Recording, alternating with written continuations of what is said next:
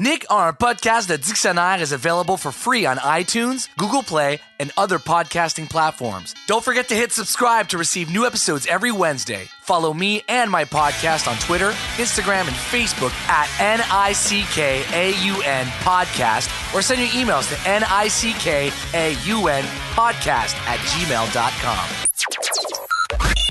This episode is brought to you by Slam Disc, Brasserie Deux Frères, and bandpromo.ca. Guess what? I got a fever. And the only prescription is more podcasting. Hello, welcome, bienvenue at Nick our podcast Dictionnaire. Once again, today will be an English episode. Today we are in the Forum Sports Bar on the corner of St. Catherine and Atwater. Here we're bowling and the arcades and the good music and beer are flowing. It's a good time. I'm here today with my guest, the very funny, the very cool Mr. Lawrence Corber. Hey, bud. How you doing, buddy? Stand-up comedian. You can catch him very often, I believe, at the Comedy Nest. Anywhere there's comedy, this man is there. He's performing. Let's go have a little listen to one of his feature bits. Let's go have a listen to what that sounds like. No, how come God, when he talks to these people, he never tells them to do anything cool, like jet ski? It's true. I have a friend. He fucking loves football. But he's not crazy about religion. I said, bro, they're practically the same thing. He goes, no, completely different. Okay, maybe I'm wrong. It's not like we all get together on Sunday and wear similar colors and symbols that affiliate us with an organization and have a deep-rooted hatred for other organizations and sit together and stand up and sit down and yell and chant and sing and hymn and give a lot of money and then watch something and then go home and read about it and then listen about it and have vastly different opinions about the things we saw and heard and then give a little bit more money, even though we're not really sure where it goes. So a small group of white guys can get richer and richer and cover up the systemic abuse of women and children. Awesome stuff.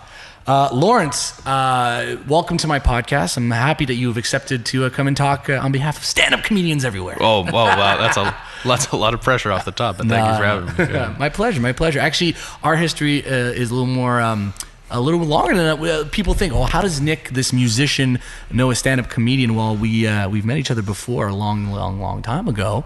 But before we get to that, I love using this podcast to present some really interesting people, some people that have great careers, or at least budding careers. And before we even get into the meat, let's start with the beginning.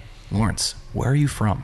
I'm a Montreal boy, born and bred, and lived my whole life. I'm from Ville Saint Laurent. That's kind of my roots. My dad's from Chamonix, my mom's from Westmount.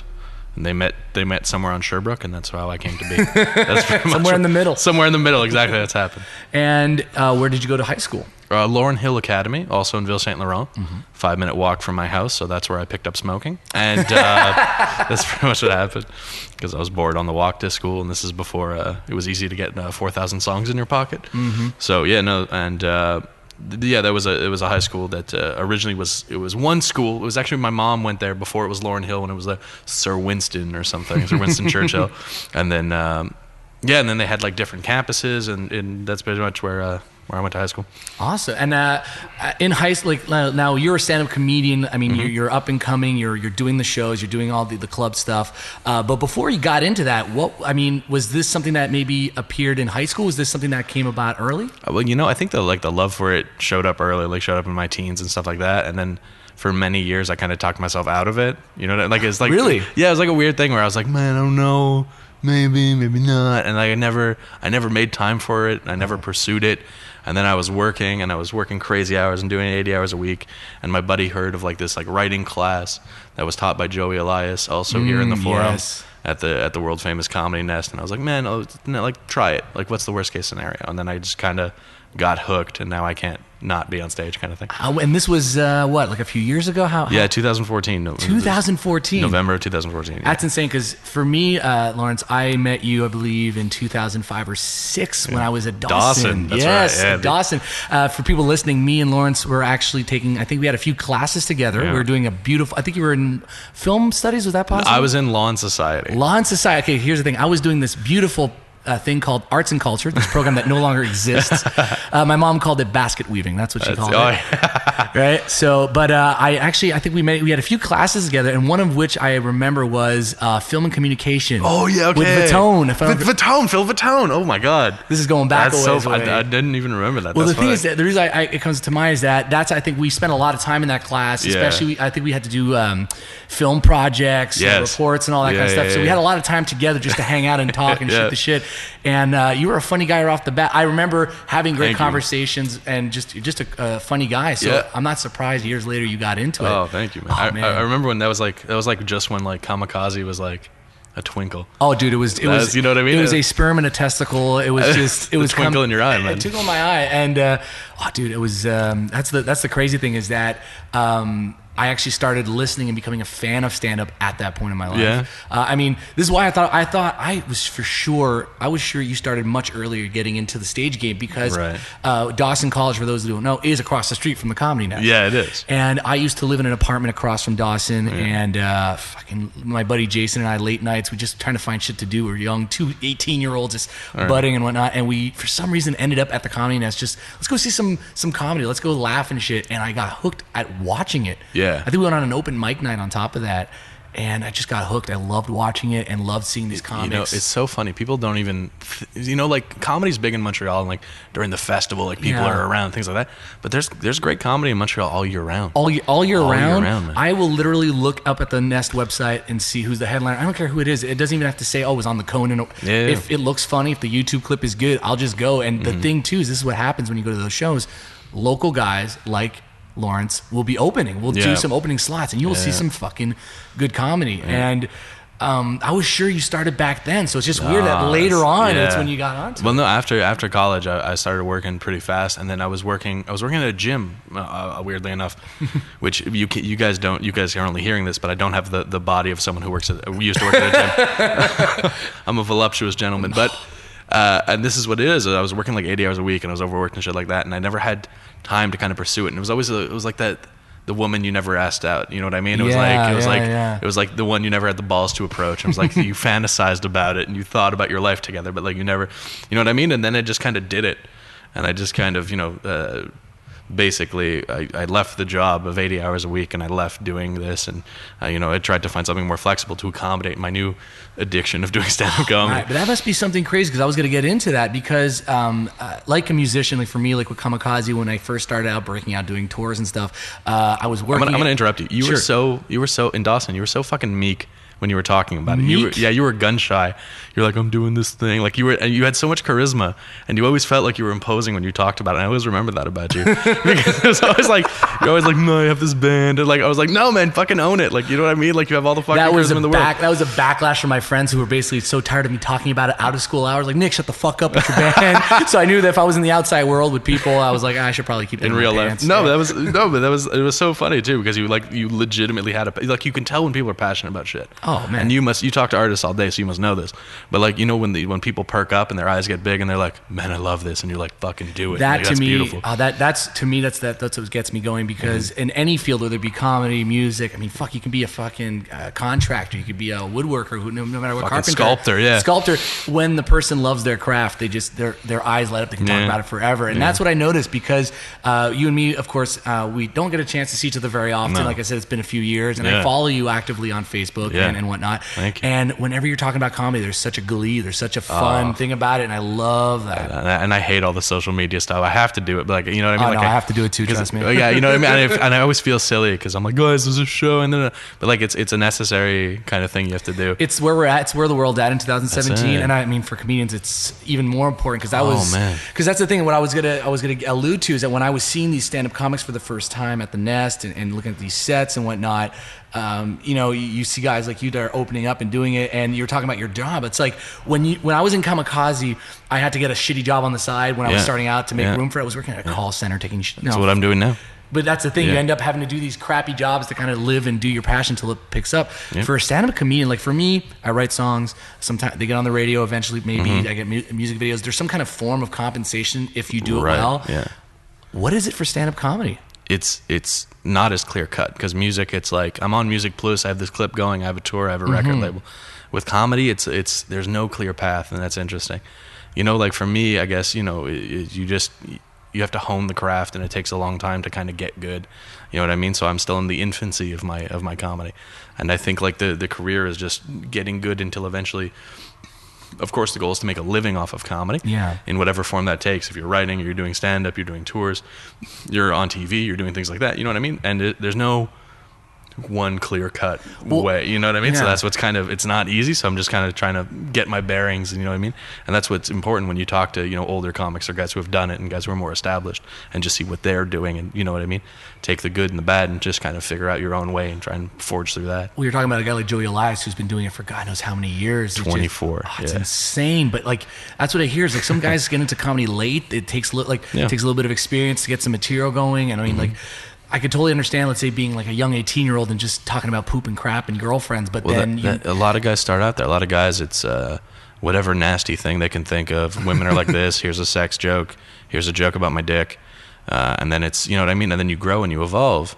And then your material has to be personal. It has to be, well, at least in my opinion, has to be about from your perspective. So like, if Nick Gagnon's on stage, what are you going to talk about that no one else can talk about? Oh man, what road story are you going to tell about kamikaze? What perception about all this traveling and all these people you talk to are you going to bring forward that no one else can talk about? That's insane. That must be incredibly difficult. I mean, especially for stand-up comedians, because when I think of a stand-up, or at least when I look at like the American guys or even the Canadian guys, you see like this kind of life where they're like, they live out of LA, they tour on the weekends at these comedy clubs, get into the airports, and they always have this airport joke traveling, right? You know. But the thing is that it's insane to me, because there's so many of them, and they're all, I'd say most of them are very talented. But like you said, how do you break through the noise? How does your voice at least find its niche, find its audience? Because a lot of these guys, you'll say, are touring constantly, so there's that kind of money coming in from touring. They're doing TV appearances, they're doing the Conans, they're doing the Stephen Colbert's, the late nights, whatever. And some of them even writing, you know, doing sitcoms, web series, name it, any work they can find. So for a guy like you, where you're starting out, are you looking to branch out early on, or do you feel you still need to get like that road ready? Goal one is not being terrible. Goal one is not seems very simple, but very important. But that's you know what I mean? Because I don't think like eventually, yes, I will have to branch out, podcasting, writing, traveling, doing something. You know what I mean? Because you know it's hard to make, you know, a living off of the arts now. You know what I mean? Absolutely. So you have to kind of pull from different kind of venues and avenues, and you have to kind of make that something that's sustainable. So that's going to be tough. But you know, I think priority alpha for me right now is just being someone that gives people their money's worth when they show up and they want to pay, and I'm on the bill. Absolutely. You know what I mean? And when I show up and I go on stage, I want people to enjoy it and go, hey, I like that guy. You know what I mean? And that's what I want to do, and I want to get better on that front. And I think that's going to be important, because if I branch out and I'm not good enough to branch out, if you have weak roots, your tree's going to be shit. So you got to just... Oh, that absolutely. Speaking like a wordsmith, man. Good job. That's the thing. Like, when you perform, like I guess you're doing often sets at the Nest. You're doing, let's say on an open mic, you'll work on material. But when you're doing the actual, let's say Thursday, Friday, Saturday shows, you're working on, I guess, a tight 5, tight 7, tight 10. It depends really. Basically, when you're on an open mic, usually you do 5 minutes, and you're trying to work on some stuff and figure some stuff out, and you're bringing out a joke that is new, or you might bring out a bunch of stuff that's new, and you have to decide if you're gonna start off with something you know works, and then put some new stuff in the middle, and then finish on some stuff you know works. So you're kind of padding or babying the stuff in the middle. But then when you're on a weekend show, generally what I try and do is I just bring out the stuff I know it works. The killer material. Yeah, the stuff that I'm most comfortable with and I like the best, because you know these people are paying, you know, a Saturday price, they're paying $15. You know what I mean? So I'm not going to go out there and try new things, especially, you know, the comedy clubs, the Comedy Nest is one of the, you know, the best clubs in the world. So I'm not going to go out there and just like start shooting the shit. Absolutely. You know what I mean? So I'm going to start bringing especially, that's one of the things I loved about the Nest when I started going. Let's say I went on open mics. Even the open mics were good, because you got guys like David Pride, you know, and stuff that would come and try out stuff. This guy is phenomenal. Oh, phenomenal, you say? My buddy next Pride to me. is stupid good. It's like Pride, I'll watch Pride, and some nights I'll go home and I'll just be like, well, he makes me want to quit, because he's so, he's so good, ungodly good at it. And he's fucking amazing. I remember this one bit he did. I mean, I'm going to totally destroy the bit. He did this thing on the open mic once. He did like this Freud joke. This really like, I can't. I'm butchering the joke, but the punchline was that it's like Freud. What did you think about that? Like as if they were in the bed together. Yeah. It was this killer bit where my buddy looks at me and goes, "Holy fuck, that was such a killer!" Like, yeah, this guy like reinvents the wheel. This guy's like, you know what I mean? And what's crazy about him is he's so humble, and you'll see him just walk into an open mic and shake everyone's hand. Oh, absolutely. And talk to you, and he's so cool. And him and I did a show together. I was opening for him. And I've worked with him a couple times, and he's always very nice, and he's always like, hey, I like this joke, or I like that, and it's always been very cordial and very very nice. And then like I had I did well, and I was very happy, and he was going up, and then I walked by, and he was like, good set. That's all he said to me, and I felt like $1 million. I was like, David probably told me I had a good set. Like it was such like I was like I try and be like very cool and very professional, but it was just like a very geeky moment. I was like, David probably told me. I was like, oh fuck. It was like very schoolgirlish. It was not couth at all. It was so uncouth. That's what's cool. I mean, that for real. Like even when you meet rock stars or especially comedians, local guys. When I go to shows, I have this bad habit of maybe call it the rock star syndrome. I just go in the backstage and start talking to people. Yeah. But I love just going to talk to guys, and like I'll go to a comedian after a set and go, I love that set, loved your punch here, love this, that. Almost like insider baseball, just out of as a fan of comedy. Yeah. And what I love about the comics, they're so cool. They're so nice to talk to. I mean, two of the experiences I've had where I've talked to guys and they were just really, really nice. Steve Patterson. Yeah. And I'll always remember this. He did a set, and I see him after the show. I'm like, hey, great set. And for some reason, I just start talking to him how I heard him on, let's say, the Debaters. Yeah. And whatnot. And I was telling him about, I don't know how it got into the conversation where I was saying, oh, as a musician, I totally get what you're doing here, and this is really awesome. He goes, oh, what do you do? And then started talking about my stuff, and he goes, oh, you know what? It's the story of my life. The rock stars want to be comedians, and the comedians want to be rock stars. That's so true. Oh, it's amazing. and the second guy, this was actually, I wasn't expecting this. It's Daniel Toretto. Okay. I saw him in the early days when I used to go to the Nest early on. He did this set, and this bit he did about fucking breastfeeding this homeless guy. It was a rant. Again, I'm butchering the bit. That's okay. But he did this bit, and me and my now wife at the time my girlfriend, but now my wife, we were sitting in the crowd, and we just started laughing. And he was so funny, so so calm, soft spoken and stuff. And he just disappeared. And what I understood through the grapevine is that he went to New York and started doing the circuit there. One night I'm at this comedy club, French comedy club, and wasn't expecting anything, right? And on comes Daniel doing a French set. Now, I've seen this guy in English. I never even knew he did French sets. Right. Kills it. When I say kills it, he heckled, some woman heckled him. He just destroyed her, made her have to go take fucking therapy or something. It was insane.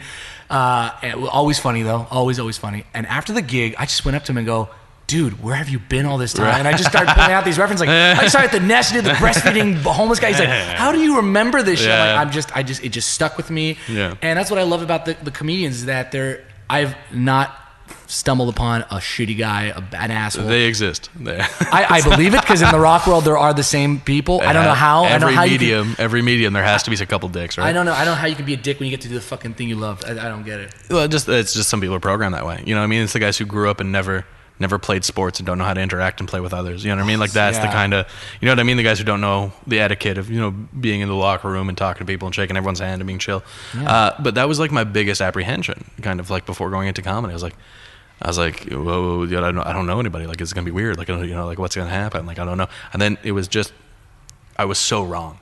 You know what I mean? Like, all these guys who just come in, I'm like, I kind of approached it like a job. Like, my first months and months, I wasn't working at the time. I had quit my job just because I wanted to get like I wasn't arrogant enough to be like, I'm quitting my job. I'm going to be a comic. You just want to get your footing in. That's the thing. Yeah. You know what I mean? And I knew I had a job lined up. I was going to sell cars. Life was going to be great. And, which I don't do anymore either, but but no, I would do, they had, Grumpies and McLean's that you could guarantee to set.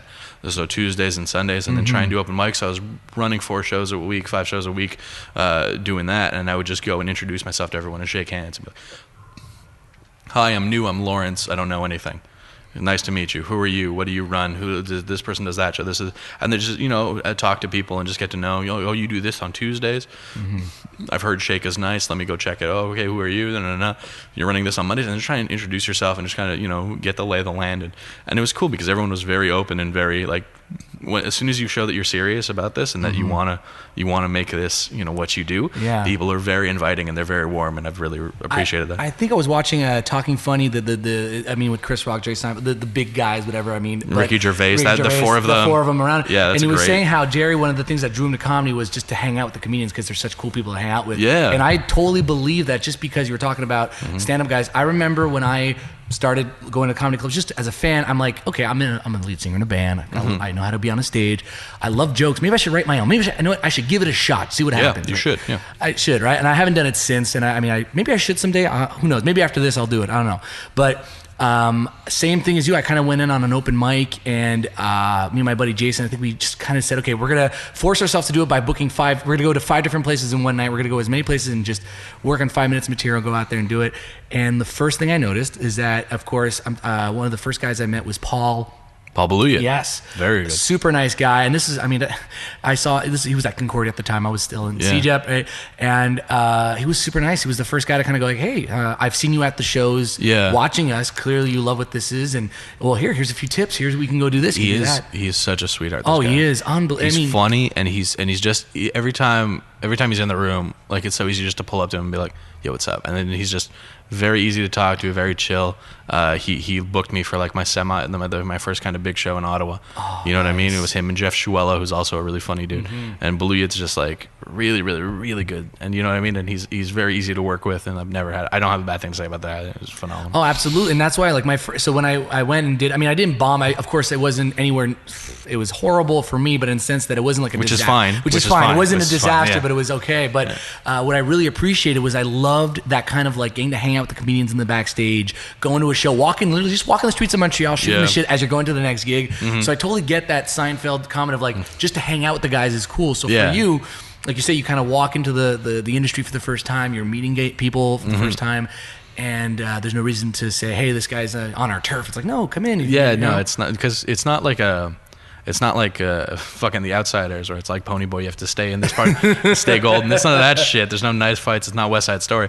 You know what I mean? Like, if you show up and you're respectful and you work hard, people are gonna try and help you out. They appreciate your love of the craft. I think so, yeah. You know what I mean? Like, of course, any industry, there's gonna be bickering and fucking bullshit, and someone's gonna sound off on social media, and then someone else is gonna pick it up, and there's gonna be lines in the sand. Well, I'm not working with you, and then you stay at Wednesdays, and you know what I mean? Like, you can't go here, and then you know what I mean? But that's just it's fucking, anytime you have interpersonal relationships, there's going to be hitches and things like that. Yeah. So it's just working past that. And you know. I can imagine one sign of friction, and we were talking about this earlier before that we started recording the podcast, especially when you try to find your own voice. Because again, you're all, let's say, a bunch of local guys, all have your different backgrounds, all bring in your own, touch to things. But of course, some material can overlap, and it's not even out of malice or trying to do something wrong. It's just that at one point, ideas are in the ether. I'm guessing that must be so difficult, especially with the local guys, where it's like you almost want to double check, hey, is this material too much like you? Or because of course that could be a source of friction, I understand. Yeah, but I think it's hard because you have to bring the funny, and you have to bring it from your perspective, which isn't always easy. And before we were recording, I was talking to you about, like, in music, specifically like hip hop or any brand like that, if you sample someone else's sound, it's like an honor, it's like a privilege, you're paying homage. You know what I mean? Like if you put parts of a beat, like Kanye West, you samples, things like that. He's paying homage to funk, and all these people came before him, things like that. Then that's like an honor in music. You know what I mean? In comedy, it's the deepest, darkest sin. You know what I mean? It's like the worst thing you can do. Like if you use it, if I go up there and be like, there's 7 words I can't say on TV. You already know there's 40 people in the back who are going to try and fucking lynch me. Carlin, you motherfucker! Yeah, exactly. You know what I mean? And things like that. So it happens sometimes. I was doing a show this weekend, and I had a joke about people from Ontario, and they have silly names compared to Quebecers. So like Braden and Jaden and Declan, and shit like that. And then one of the guys was in a riff. He had gone away from his material, and he was making fun of someone's name, and he just sprouted out Braden. And then it's a guy who I worked with and things like that. And then, like, as soon as he got off, I didn't bring it up because I know he's like generally a good guy. And he just like beelined it for me after the show. He's, Lawrence, I'm so sorry I used your punchline. No. And I'm like, no, it's cool, man. Like, I know it wasn't like an intentional thing to try and like lift material and things like that. And I've been on the other side of that too, because I did a joke, and then 2 months later I kind of figured out that it had been done before by a guy named Bo Burnham. Who's a musical comedian, who I think you'd probably really enjoy because he's absolutely. I don't know how well versed you are, but yep. He's very cool. And I did a joke talking about, because I'm Jewish, so I talk about being Jewish and growing up Jewish and things like that. And I talked about being circumcised. So I talked about growing up in a rough neighborhood and being circumcised. So when people ask me, if I come from the hood, I don't know how to answer. And then from there, and then he had a similar joke where he was playing the piano and talking about being circumcised so he doesn't come from the hood, and it was the same kind of punch. And I only realized after I told this joke, so I had to cut that joke because it was too similar and things like that. You know what I mean? So that was just a place where that overlapped, and that's where I took it out. Well, I can imagine, like you said, there's overlap in jokes, and I guess where it's forgiven, and I'd say forgiven, it's a big word, is definitely the intention. Because I've seen, as a fan of comedy, you kind of see the little, the Mencias versus the Rogans of the world, these kind of stories of like people. Schumer's getting it now, eh? Well, Schumer, I heard. I've not seen her special yet, and I know that's been highly criticized. She's blaming it on the trolls. This might be old news by the time this comes out, but in the sense that I can understand the comedy world can be very, very touchy-feely when it comes to that kind of stuff. Well, it's a weird situation because, like, even if you go on YouTube and you just type in Amy Schumer joke theft, whatever, there's going to be compilation videos of other people's materials against her materials. You know what I mean? And some of them are really close, some of them are far. And Joe Rogan, who I know we talked about a bit before, we're both fans of the podcast. Yeah, absolutely. He was talking about just joke theft and material and things like that, and he kind of made a distinction between how he felt about Mencia and how he felt about Amy Schumer, which was interesting. And he was talking about how he would see Mencia actively in the back of a club writing things down and like making money and like mocking guys, like, I'm using your joke to make money and things like that, where he feels like Amy was just something that got cooked up and things like that. So it's really hard, and like in my stage, it's just a question of David Acker, who's the boss at the Comedy Nest, who's an excellent comedian who's been doing it 25 years, he basically told me, I'm like, what's the key? Because I did a showcase last year called The Young Guns of Comedy. Yeah. So I'm like, David, how do I get better? What do I do? How do I move to being a middle? How do I move to being a national headliner? How do I move to making this my life? And he goes, writing and reps. And I go, okay, what do I have to do? He goes, writing and reps. I go, okay, but I have the intention to make this my living. He goes, that's great, writing and reps. And I was like, but David, what I'm trying to say, he's like, Lawrence, writing and reps. I'm like, if I ask you another question, he goes, writing and reps. I'm like, all right, cool. I got it. Writing and reps. Writing and reps. He goes, just keep writing, just keep doing it, and then that's where you develop from. It's just a labor. I think when you say, I think someone said, like, after you do something for 10,000 hours, you've become an expert. I'm guessing it must be for stand-up, like, I'll give you an example. Well, that's going to be tough, considering I only work 8 minutes at a time. It's going to take me fucking forever to get good at this shit. Can you teach me to play guitar, please? Fuck. Oh man, I can hardly play myself. So. But yeah, that's the thing. Like, even for me, when it comes to live shows, I've been doing live shows now. My first gig, I think I was like 12 or 13. I was playing bars since I was like 15 years old. Right. So right now I'm turning 30 this year, and I guess I've been doing it since, and I've been doing tour. Professionally, let's say since my first record. So I'd say a good 10 years of touring actively nationally and in Europe and all that kind of stuff. So stage experience, absolutely. So I totally get what you're talking about in terms of the writing and the reps. Whereas a stand-up comedian, you got to be comfortable. Like, you got to be able to be plopped on a stage and just handle whatever comes at you.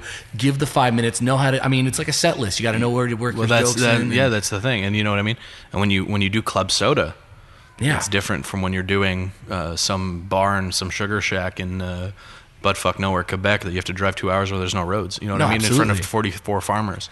So and you have to be different. You know what I mean? And you have to be, and you know what I mean? If you're on at 10 in the morning doing a corporate gig, you're not going to do the same thing you're doing on a club on a weekend. Absolutely. You know what I mean? So it's just, and you have to kind of know, and you kind of have to work on that and have that be in your repertoire. You know what I mean? So like. And just like the size of the venue matters, and the way you take your material, and if you're talking to people in the crowd, and if you know what I mean. So there's so many things. It's like mental gymnastics. There's just 800 things happening, and you have to keep all the plates in the air. You have to juggle everything. You know what I mean? Like, everything has to just kind of go off. Well, in terms of reps, now you've performed comedy here at the Nest. You've done, let's say, shows in Ottawa. Now, have you done anything more nationally? Have you tried maybe going down to, let's say, the New York circuit that's 6 hours away, trying that stuff out? That's something I'm looking into. I want to do so far. It's been Montreal, Toronto, Ottawa, and then next I'm looking at the East Coast, and I'm looking at the West Coast, and I want to try and go throughout Canada, and then after that I want to definitely dip my toe into the waters of the States. Oh man, because the thing is that this is what I noticed, and I'm going to give you a parallel with music, because I feel like comedians can do this too, and I think we have a common friend, Don Campbell.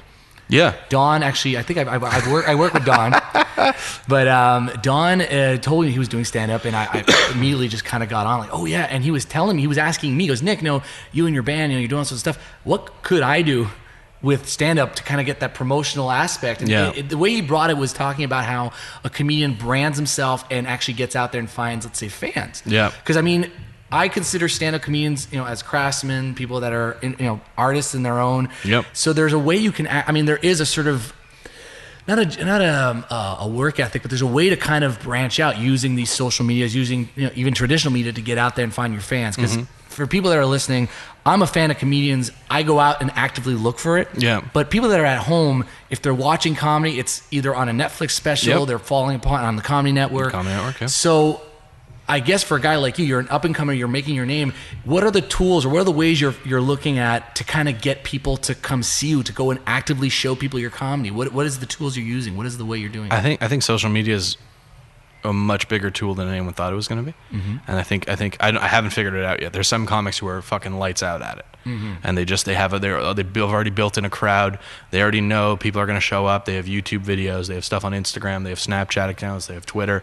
They have Facebook. And they're like, I'm not good at that. I'm like, I'm very weak at that kind of stuff. I'm just like the Comedy Nest tagged me because I'm on tonight, so I'm like, I'm going to retweet them. Like, you know what I mean? But these guys are just like constantly creating content and putting out statuses and putting out Instagram videos and putting out little things like that. So I think that's something that I probably have to be more mindful about, you know what I mean? And I think that's probably how you build an audience now because, like 15, 20 years ago, the path to fame was very different for musicians, for comics, for anybody, because it was very like, some rich guy was going to ring your phone and be like, "You've made it, kid. Yeah, here's your sitcom." Yeah, exactly. Here's your sitcom." And now it's kind of by democracy. It's we want to see this guy. We want to see Kamikaze in Europe. Bring him here. You know what I mean? We want to see this guy on stage. Yeah, because of course, being in Montreal, the big game, the Just for Laughs, the GFL, all that kind of stuff. Yeah. It's funny because I always thought this was funny that Montreal hosts, if not the biggest comedy festival in the world yet. It is. Yeah. It's increasingly difficult to get people to come out and see some real fucking good comedians, local guys at these nests. I mean, the nest is normally full. I've never seen an empty nest so far.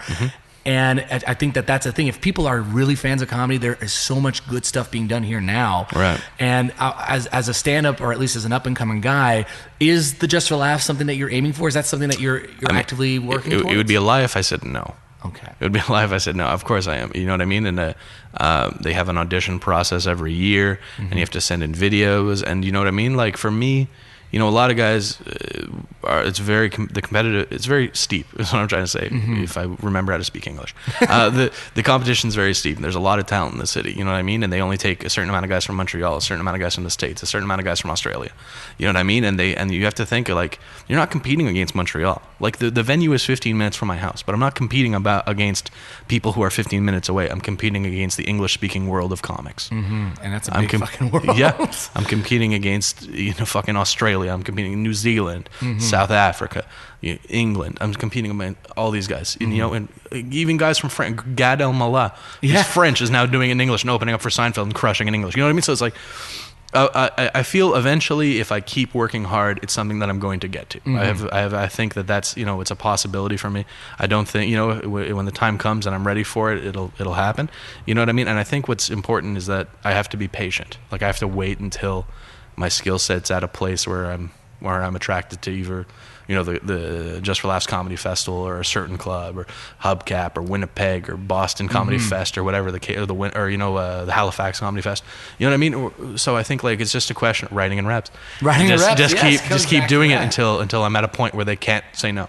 Well, I'm so good that they have to be like, well, yeah, you're on because you're, yeah. Well, I was going to say, because, this actually falls into my other question, is that, of course, like you said, there's so much talent, and, these people own their craft for years, they're working, writing in reps. Yep. Is there anybody that you're looking up to, and it could be a big guy or even a local guy, is there anybody that you're looking up to and going, fuck, what he's doing, I'd love to kind of get a piece of that, kind of, following his steps, kind of like an idol of some sorts? I think, well, not in terms of like an idol, this guy's but like, I think when it's very important to watch the guys who are doing it, like, you know what I mean? Especially in comedy, like if you're at an open mic and you have a David Pride in the room, you watch fucking Pride work. And you know what I mean? Like in Montreal, it's so easy to watch someone like Joey Elias, Heidi Foss, Derek Seguin. Oh yeah, Derek Seguin. He's a monster. He almost killed my father because he was laughing so hard and I thought he was gonna have a heart attack. You know what I mean? I was opening for him. Oh, for him St. Patrick's Day last year. and he was just telling a joke about his wife at the time giving birth, and my dad was red in the face. I thought he was gonna keel over. Like I was like my mother was checking on him. Like, you know what I mean? Just things like that. And there's just so much skill. You know what I mean? Mike Patterson's another one. He's really fucking good. And Acker too. Watching David Acker work, and then. There's just all these guys who've been doing it for so long and watching and seeing what they're doing and seeing it. And they're all different. They came from the same place. They started around the same time. And then they've branched out into very different ways. And it shows that, like, okay, like you can figure out a path for you. You know what I mean? Because stylistically, they're all Well, you're different. talking about like guys like Elias, who is a radio personality, kind of has a lot of cool on the sides. I think Mike Patterson did like voiceover work. He does commercials. He just had a now. cartoon picked up, too. And he also does pro wrestling. Yeah, I think he did that because I remember seeing a show once. He wasn't on the bill. He showed Remember up. Andrew Stott? Yes. Andrew Stott. Oh, yes. Pro wrestler. Yes. Shane Hawk, yeah. He looks like the singer from Fall Out Boy, if I remember correctly. Not anymore. He's cut his hair, but Okay, yeah. Not anymore, but so he's like in pro wrestling and things like that. So they always have like some sort of thing going on. Like Joey, if you look at him, he's going to do crowd work. He's going to reach into the crowd, and someone's going to be like, "What do you do?" And this guy's going to say, "I'm a cobbler," and he's going to have fucking shoe material. And it's going to drive me mental at how good he is about it. And then you look at someone like Heidi Foss, who's like, just every time she takes a breath, people are already crying. Oh, man. And it's just like just howling, and just every time she stops, there's just a huge laugh. And then you see Acker, who approaches it very differently. He's more physical. And then there's so many great different types of comedy, and it's so cool just to see it. And you know what I mean, and just to allow myself to develop and to watch this and take this all in is just really, really cool, man. Oh, that's like you said. I guess that you're saying in terms of like it's just that they're not idols, but you're just in awe at these people and their skill, and you're just like, hey, if whatever I can pick up from that, I'll absorb and whatnot. I'm gonna tease this up. We're gonna go to a quick little break, but I'm gonna tease this up. I'd love to know best show, worst show, and also some tips and tricks you can probably give to some up-and-coming guys. Some guys just like yourself, things that you've gone through that maybe you would have liked to have been told when you started out in terms of comedy. So we're going to be right back. And with my guest, Lawrence Corber. Yeah. Here we go. Is your wardrobe in dire need of some rock and roll? Do your house guests flee in a fit of rage at the sound of your music collection? Stop messing around and head over to bandpromo.ca. What's bandpromo.ca? It's your one-stop shop for awesome band merchandise. Local, international, hell, even your buddy's band is on bandpromo.ca. You will find it all. Cassettes, CDs, vinyls, clothing, accessories, stickers, and even pins. The website is easy to use, shipping is quick, and more importantly, all the proceeds go right into the band's pockets. Use promo code NICK10 and receive 10% off your next order. Don't look anywhere else. Head over to bandpromo.ca. That's BAND promo.ca. And we are back. All right, we're still here with Lawrence Corber here at the Forum Sports Bar. You're going on tonight at the Nest next door. Yep. Remember, you guys can always catch him. Nest, especially, it's a great comedy club. He's always performing there. You even catch him on open mic nights when he's trying new stuff too, I'm guessing. Right? Comedy Nest, the Comedy Works on Bishop. Also, I run a weekly show every Wednesday on Park Avenue called Stand the Fuck Up. It's at a bar called Mademoiselle, 5171 Park, 9 p.m. on Wednesday nights. Awesome, man. Yeah. Oh, yeah. I guess our hour's coming to close. I think so. Yeah, all right. Well, turn back on the music. Exactly. So we're going to keep this going with the background music. This is amazing. This is the best timing in the world. Oh, wait. Oh, here we go. Or is the song changed? No. Oh, they might be fading it out. You're right. Yeah, you might. There's a DJ going on. I think this is their subtle way of kicking us out. Also, has it already been an hour? Are you serious? I think it has almost been it's an hour. 6:56. When did we get here? I think we got here just a little bit. You know what? My podcast thing says we've been here for half an hour about it. Oh. So maybe we've traveled through time. So what we're going to do is that I guess because the club we're in right now has suddenly told us we have to get the fuck out. Give me nice and close to the mic. Yeah. Tell me what would be your best show and then your worst show. My best show was Club Soda. 550 people. We were there for a great cause, for a charity event, which was amazing. It was for underprivileged families, which was really cool. And it was just the biggest room I'd played, and it went really well. And I came off stage thinking like, man, I might be able to fucking do this one day. Like, you know what I mean? And that's just you know that Yeah, show that when you get off feeling. stage, you're like, this is real now. Like I can fucking. I might be able to make this a thing, and like that was the day where I'm like, okay, now I have to buckle down. I have to put 100% of my effort into this because this is crazy. And the worst show. The worst show was at a show where everyone else did great.